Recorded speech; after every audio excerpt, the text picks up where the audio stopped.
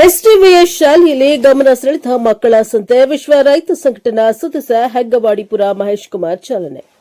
ಚಾಮರಾಜನಗರದಲ್ಲಿ ವಿದ್ಯಾರ್ಥಿಗಳಲ್ಲಿ ವ್ಯಾಪಾರ ಮನೋಭಾವನೆ, ವ್ಯಾವಹಾರಿಕ ಜೀವನ ನಿರ್ವಹಣೆ ಮಹತ್ವ ತಿಳಿಸುವ ಉದ್ದೇಶದಿಂದ ಯಳಂದೂರು ಎಸ್ಟಿವಿಎಸ್ವಿ ವಿದ್ಯಾಸಂಸ್ಥೆಯಲ್ಲಿ ಮಕ್ಕಳಿಂದ ಆಯೋಜಿಸಿದ ವಸ್ತು ಪ್ರದರ್ಶನ ಮಕ್ಕಳ ಸಂತೆ ಗಮನ ಸೆಳೆಯಿತು. ಓದು, ಆಟ, ಪಾಠಕ್ಕೆ ಮೀಸಲಾಗಿದ್ದ ಶಾಲಾ ಆವರಣ ಸಂತೆಯ ರೀತಿ ಮಾರ್ಪಾಡಾಗಿತ್ತು. ವಿದ್ಯಾರ್ಥಿಗಳು ತಮ್ಮ ಮನೆಗಳಿಂದ ತಂದ ವಿವಿಧ ಬಗೆಯ ತಾಜಾ ತರಕಾರಿ, ಹೂವು, ಸೊಪ್ಪು, ಹಣ್ಣು, ಹಂಪಲು ಹಾಗೂ ತಿಂಡಿ ತಿನಿಸುಗಳನ್ನು ಸಂತೆಯಲ್ಲಿದ್ವು. ಮೊದಲೇ ಹಳ್ಳಿ ಮಕ್ಕಳಾಗಿದ್ದರಿಂದ ಪೈಪೋಟಿಗೆ ಬಿದ್ದವರಂತೆ ಭರ್ಜರಿ ವ್ಯಾಪಾರ ಮಾಡಿ ಓದೋದಕ್ಕೂ ಸೈ, ವ್ಯಾಪಾರಕ್ಕೂ ಜೈ ಎನ್ನಿಸಿಕೊಂಡ್ರು. ವ್ಯಾಪಾರ ಮಾಡುವ ಕೌಶಲ್ಯ ಹೇಳಿಕೊಟ್ಟರು, ಚಿಲ್ಲೆ ಕೊಡುವ ಲೆಕ್ಕಾಚಾರವನ್ನ ಕಲಿಸಿದ್ರು. ಒಟ್ಟಿನಲ್ಲಿ ಶಾಲೆಯ ಎಲ್ಲಾ ಮಕ್ಕಳಿಗೂ ಸಂತೆ ಮೇಳ ಹೊಸ ಕಲೆ ಕಲಿಸಿದಂತಿತ್ತು. ಈ ಮೇಳದಲ್ಲಿ ಶಿಕ್ಷಕರು, ಪೋಷಕರೇ ಗ್ರಾಹಕರಾಗಿ ತಮಗಿಷ್ಟವಾದ ವಸ್ತುಗಳನ್ನು ಖರೀದಿಸಿದ್ರು. ವಿದ್ಯಾರ್ಥಿಗಳು ಬಹಳ ಉತ್ಸಾಹದಿಂದ ವಿವಿಧ ರೀತಿಯ ತಿಂಡಿ ತಿನಿಸು, ತರಕಾರಿಗಳು ಹಾಗೂ ಇತರ ಪದಾರ್ಥಗಳನ್ನು ಮಾರಾಟ ಮಾಡಿದರು. ವಿಶ್ವ ರೈತ ಸಂಘಟನಾ ಸದಸ್ಯ ಹೆಗ್ಗವಾಡಿಪುರ ಮಹೇಶ್ ಕುಮಾರ್ ಚಾಲನೆ ನೀಡಿ ಮಾತನಾಡಿದರು. ಎಸ್ಟಿಬಿಎಸ್ವಿ ವಿದ್ಯಾಸಂಸ್ಥೆಯಲ್ಲಿ ಮಕ್ಕಳಿಂದ ಆಯೋಜಿಸಿದ ವಸ್ತು ಪ್ರದರ್ಶನ ಮಕ್ಕಳ ಸಂತೆಯು ಮಕ್ಕಳ ಬೌದ್ಧಿಕ ಜ್ಞಾನ, ವಿಕಾಸ ಮತ್ತು ವ್ಯಕ್ತಿತ್ವ ರೂಪುಗೊಳ್ಳುವುದಕ್ಕೆ ಸಹಕಾರಿಯಾಗುತ್ತದೆ. ಈ ನಿಟ್ಟಿನಲ್ಲಿ ಮಕ್ಕಳಲ್ಲಿ ಲೆಕ್ಕಾಚಾರ ಪ್ರವೃತ್ತಿ ಹಾಗೂ ಗ್ರಾಹಕರೊಂದಿಗೆ ವರ್ತಿಸುವ ಕೌಶಲ್ಯವನ್ನು ಬೆಳೆಸಲು ಪೂರಕವಾಗಿದೆ ಎಂದರು. ಕಾರ್ಯಕ್ರಮದಲ್ಲಿ ಯಳಂದೂರು ಪಟ್ಟಣ ಪಂಚಾಯಿತಿ ಮುಖ್ಯಾಧಿಕಾರಿ ಎಂಪಿ ಮಹೇಶ್ ಕುಮಾರ್, ಎಸ್ವಿಡಿಎಸ್ ವಿದ್ಯಾಸಂಸ್ಥೆಯ ಸಂಸ್ಥಾಪಕ ದುಗ್ಗುಹಟ್ಟಿ ವೀರಭದ್ರಪ್ಪ, ಅಧ್ಯಕ್ಷ ಮಲ್ಲಿಕಾರ್ಜುನ ಸ್ವಾಮಿ, ಪ್ರಾಂಶುಪಾಲ ವಿಖ್ಯಾತ, ಮುಖ್ಯ ಶಿಕ್ಷಕ ವೀರಭದ್ರಸ್ವಾಮಿ, ಶಿಕ್ಷಕರಾದ ಕುಂಬಳ್ಳಿ ಬಸವರಾಜು, ಮಹದೇವು, ನಂದಿನಿ, ಮಂಜುನಾಥ್, ಡಿಎನ್ ಮಹೇಶ್ ಹಾಗೂ ವಿದ್ಯಾರ್ಥಿಗಳು, ಪೋಷಕರು ಭಾಗವಹಿಸಿದ್ದರು. ಬ್ಯೂರೋ ರಿಪೋರ್ಟ್ ಹೋಮ ನಂಜುಂಡನಾಯಕ, ಪ್ರಜಾಪವರ್ ಟಿವಿ, ಚಾಮರಾಜನಗರ. ದೇವಸ್ಥಾನಗಳಿಗೂ ಬೇಕಾದಷ್ಟು ವ್ಯವಸ್ಥೆ ಮಾಡಿದ್ದಾರೆ. ಹೇಳ್ಬೇಕು ಅಂತಂದ್ರೆ ಗಂಗವಾಡಿ ಜೀರ್ಣೋದ್ಧಾರವನ್ನ ಅವರೇ ಬಹಳ ತುಮೂರಿನಿಂದ ಮಾಡಿದ್ದಾರೆ. ಮತ್ತು ವೀರಭದ್ರೇಶ್ವರ ಭದ್ರಕಾಳಮ್ಮನವರ ಆಶೀರ್ವಾದ ಯಾವಾಗಲೂ ಇದೆ ಅಂತ ಹೇಳ್ತೀನಿ. ಯಾಕಂತಂದ್ರೆ ಅಲ್ಲಿ ಜೀರ್ಣೋದ್ಧಾರ ಮಾಡಾಗ ಅವರು ದೇವಸ್ಥಾನ ತಂದಿದ್ರು. ಆಗ ಅಲ್ಲಿ ಒಂದು ಸ್ತಂಭ ಅನ್ಎಕ್ಸ್ಪೆಕ್ಟೆಡ್ ಆಗಿ ಬಿಟ್ಟು ಕೂಡ ಅವ್ರ ಸೌಂಡ್ ಹೊಡೆಯುತ್ತೆ ಹೊರತು ಅವ್ರಿಗೆ ಏನೂ ಆಗಲಿಲ್ಲ. ಅಂದ್ರೆ ವೀರಭದ್ರೇಶ್ವರ ಸ್ವಾಮಿ ಪ್ರಸಾದ ಅದು ಯಾವ ರೀತಿ ಆಗಿದೆ ಅಂತಂದ್ರೆ ಒಂದು ಸ್ವಲ್ಪ ಹೆಚ್ಚು ಮೇಲೂ ಬಹಳ ತೊಂದರೆ ಆಗೋದು, ಏನು ಆಗದ ರೀತಿ ಆಗ್ತು. ಅದರಲ್ಲಿ ಅಮ್ಮನವ್ರ ದೇವಸ್ಥಾನ ಕೂಡ ಇವರೇ ತಾವೇ ಮಾಡಿಸಿದ್ದಾರೆ.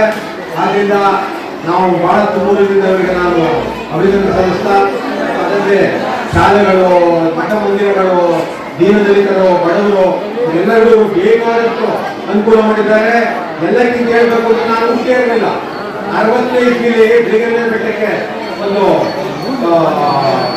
ರಸ್ತೆ ಮಾಡೋದಕ್ಕೆ ಆದೇಶ ಆಗಿದ್ದು ಇವ್ರಿಗೆ ಕೊಟ್ಟಿದ್ರು ಅಂತ. ಇವರು ಅದಾಗಿದ್ದಂತ 4 ಲಕ್ಷ ಅಂದ್ರೆ ಇವತ್ತು 100 ಕೋಟಿ ರೂಪಾಯಿನ ವ್ಯವಸ್ಥೆ. ಆ ರಸ್ತೆ ಇವರು 65 ಮಾಡಿ 1,22,000 ರೂಪಾಯಿನ ಸರ್ಕಾರಕ್ಕೆ ಒಪ್ಪಿಸಿದಂತ ಏಕೈಕ ದೇಶ, ರಾಜ್ಯ, ವಿದೇಶಗಳನ್ನು ಹುಡುಕಲ್ಲ ಇವರೇ ಅಂತ ಹೇಳೋದಕ್ಕೆ ನಾನು ಎದೆಗುಟ್ಟಿ ಹೇಳ್ತಾ ಇದ್ದೀನಿ. ಯಾಕಂದ್ರೆ ವಾಪಸ್ ಏನು 1960 ವಾಪಸ್ ಮಾಡಿದ್ದಾರೆ. ಏನು ಲಕ್ಷಾಂತರ ರೂಪಾಯಿಗಳನ್ನ ಆಗ ಚಿನ್ನ 50 ರೂಪಾಯಿ ಇಲ್ಲ, 50 ರೂಪಾಯಿ ತೋರಿಸಿಲ್ಲ. ಅಂತ ಕಾಲದಲ್ಲಿ ಅವರು ಲಕ್ಷಾಂತರ ರೂಪಾಯಿನ ಸರ್ಕಾರ ಕೊಟ್ಟಿದ್ದಾರೆ. ಅಂದ್ರೆ 100 ಕೋಟಿ ಕೊಟ್ಟಂಗಾಯ್ತು ಅಲ್ಲೋ. ಆ ರೀತಿ ಬೇಕಾದಷ್ಟು ಜನಪರಿಗಳು, ಮಠ ಮಂದಿರಗಳು ಎಲ್ಲರಿಗೂ ವ್ಯವಸ್ಥೆ ಮಾಡಿದ್ದಾರೆ.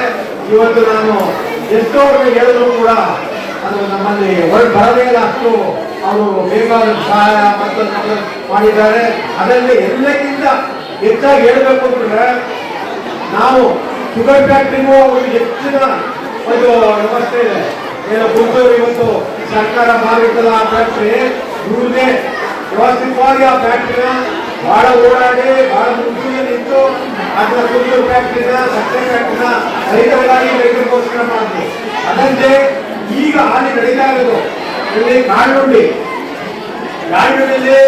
ಶುಗರ್ ಇದು ಸಿಂಗು ಬೆಳೆಗಾರರ ಘಟಕ ಇದೆ. ಅಲ್ಲಿ ಫ್ಯಾಕ್ಟ್ರಿ, ಆ ಫ್ಯಾಕ್ಟ್ರಿ ಮಾಡಕ್ಕೆ ಮಹೇಶ್ ಪ್ರಭು ಮತ್ತು ಇವರ ಸಾಧನೆ ಅಪಾರ. ಎಲ್ಲರಿಗೂ ಇವರು ನಾವೇ ನಿಂತು ಎಲ್ಲ ಮಿನಿಸ್ಟರ್, ಸಿಎಂ ಎಲ್ಲ ಭೇಟಿ ಮಾಡಿ ಇವತ್ತು 6 ಕೋಟಿ ಅಲ್ಲಿಗೆ ಅನುದಾನ ಬರಕ್ಕೆ ಇವರೇ ಕಾರಣ. ಅದಲ್ಲದೆ ಅದ್ರ ಜೊತೆಗೆ ಒಂದು ಅದು ಅಲ್ಲಿ ಫ್ಯಾಕ್ಟ್ರಿ ಇವತ್ತು 50,000 ಕಾಯಿ ಅರಿಯುವಂತ ಫ್ಯಾಕ್ಟ್ರಿ ಇವತ್ತು ಸಾವಿರಾರು ಜನ ರೈತರು ಬದುಕ್ತಾ ಇದ್ದಾರೆ. ಇವತ್ತು ಕಾಯಿ ರೈತ ಏರ್ಬೇಕು ಅಂದ್ರೆ ಆ ಕಾರ್ಖಾನೆ ಕಾರಣ. ಆ ಕಾರ್ಖಾನೆ ಇರ್ಬೇಕಂದ್ರೆ ಬೇವು ಮತ್ತು ನಮ್ಮ ದುರಡಿಗೆ ಬದಲಾವಣೆ ಕಾರಣ. ನಾವೆಲ್ಲ ಉಳಿದ ನಾಗರಿಕ ನಾವು ಜೀವನ ಮಾಡ್ತೇವೆ. ಆ ರೀತಿ ಎಲ್ಲ ವ್ಯವಸ್ಥೆ ಮಾಡಿದ್ದಾರೆ. ಇನ್ನು ಹೇಳ್ಬೇಕು ಅಂತಂದ್ರೆ ಒಂದು ಯಾರು ಒಂದು ಯೋಜನೆ ಆಗಿತ್ತು ಸರ್ಕಾರದಲ್ಲಿ. ಅದು ನಾರ್ಕ್ ಆಗಿತ್ತು, ವಾಜಪೇಯಿ ಆರೋಗ್ಯ ವಿಮೆ ಅನ್ನೋದು ಬರೀ ನಾರ್ಕ್ ಕೊಟ್ಟಿದ್ರು, ಸೌತ್ ಕೊಟ್ಟಿರಲಿಲ್ಲ. ಇದು ನಮಗೆ ಹೋರಾಟ ನಮಗೆ ಗೊತ್ತಿರಲಿಲ್ಲ. ಒಂದ್ಸರಿ ಇವು ನಾವು ರೈತರಿಗೆಲ್ಲ ಹೋದಾಗ ಸಿದ್ದಿಗಾರು ಮತ್ತು ಯಡಿಯೂರಪ್ಪ ರೈತರು ಅವರು ಇವು ಮಂಡನೆ ಮಾಡಿದ್ರು. ಯಾಕೆ ತಾರತಮ್ಯ ನೀತಿ ಮಾಡ್ತಾ ಇದ್ದಾರೆ? ಕರ್ನಾಟಕ ರಾಜ್ಯದಲ್ಲಿ ಪೂರ್ಣ ಮಟ್ಟದಲ್ಲಿ ಮಾಡಬೇಕು. ನೀವು ಇದನ್ನ ಯೋಜನೆನ ಬರೀ ಉತ್ತರ ಕರ್ನಾಟಕ ಕೊಟ್ಟಿದ್ದೀರಿ, ದಕ್ಷಿಣ ಕರ್ನಾಟಕ ಯಾಕೆ ಕೊಟ್ಟಿಲ್ಲ ಅಂತ ಪ್ರಶ್ನೆ ಮಾಡಿ ತಕ್ಷಣ ಅದನ್ನ ಜಾರಿಗೊಂಡ ಮಾಡಿದ್ರು. ಅದಾಗಿ ಒಂದು ಉತ್ತರವಾಗಿತ್ತು, ಮಾಡೇ ಇಲ್ಲ ನಮ್ಮ ಭಾಗಕ್ಕೆ. ಅದನ್ನ ಮಾಡಿಸ್ತಾರೋ ಏಕೈಕ ಶ್ರೀ ವೀರಭದ್ರಪ್ಪನವರು. ಆದ್ರಿಂದ ಅವರ ಇದರಲ್ಲಿ ನಡೀತಾ ಇದ್ದಾರೆ. ವಿದ್ಯಾರ್ಥಿಗಳು ಒಳ್ಳೆ ಸಂತೆ ಮಾಡಿದರೆ ವಿದ್ಯಾ ಬುದ್ಧಿ ಎಲ್ಲ ಕಲಿಸ್ತಾರೆ. ಎಲ್ಲಾ ವಿಧವಾದ ಚಟುವಟಿಕೆಯನ್ನು ಒಂದೇ ಅಲ್ಲ.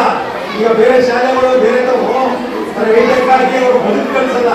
ಇವರು ಬದುಕೋದು ಹೆಂಗೆ ಜೊತೆಗೆ ವಿದ್ಯೆ ಪ್ರತಿಯೊಂದು ಕಲಿಸಂತ ಒಂದು ವ್ಯಕ್ತಿತ್ವ ಹೊಂದಿರೋರು ಅಂದ್ರೆ ಇವರೇ. ಆದ್ರಿಂದ ನೀವು ಮಕ್ಕಳು ಚೆನ್ನಾಗಿ ಓದಿ ಹೆಚ್ಚಿನ ಮಟ್ಟದಲ್ಲಿ ನಿರ್ಮಾಣ ಶಾಲೆಗೂ ಕೂಡ ಹೆಚ್ಚಿನ ಗೌರವ ಮಾಡಬೇಕು.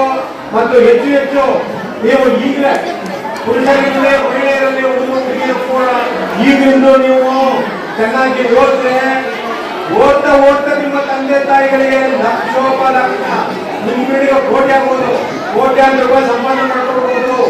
ಯಾಕೆ ಅಂತಂದ್ರೆ ನೀವು ದಿನ ಒಂದು 2 ಅವರ್ಸ್ 3 ಅವರ್ಸ್ ಓದೋದಕ್ಕೆ ಗಮನ ಕೊಟ್ಟು ಚೆನ್ನಾಗಿ ಓದಿದ್ರೆ, ನೀವು ಒಳ್ಳೆ ನಂಬರ್ ತಗೊಂಡ್ರೆ ನೀವು ಖಂಡಿತ ಡಾಕ್ಟರ್ ಸೀಟ್ ಕೊಡಾಗಿಲ್ಲ, ಯಾವುದೇ ಇಂಜಿನಿಯರ್ ಸೀಟ್ ಕೊಡಾಗಿಲ್ಲ, ಯಾವುದು ಕೂಡ. ಯಾಕಂದ್ರೆ ಚೆನ್ನಾಗಿ ನಂಬರ್ ತೆಗೆದ್ರೆ ಫ್ರೀ ಸೀಟ್ ಸಿಗುತ್ತೆ.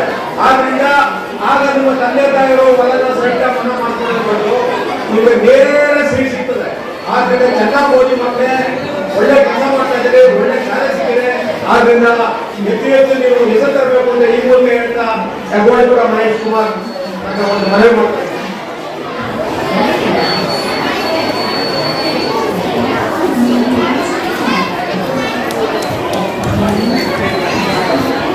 ಈ ದಿನ 2025 ಮಕ್ಕಳ ಸಂಖ್ಯೆಯನ್ನು ವಿಶೇಷವಾಗಿ ಉದ್ಘಾಟನೆಯನ್ನು ಮಾಡಿಕೊಂಡಂತಹ ಈ ನೆಲದ ಪ್ರಗತಿಪರ ಆಲೋಚನೆಯ ಚಿಂತಕರಾದಂತಹ ಶ್ರೀಯುತ ಮಹೇಶ್ ಕುಮಾರ್ ಸರ್ ಅವರು ಹೆಗ್ಗೋಡಿಪುರ ಶ್ರೀಯುತರಿಗೆ ಗೌರವ ಸಮರ್ಪಣೆಯನ್ನು ನೆರವೇರಿಸಿಕೊಳ್ಬೇಕು. ಮುಖ್ಯ ಶಿಕ್ಷಕರಾದಂತಹ K V Veerabhadra Swamy sir ಅವರು,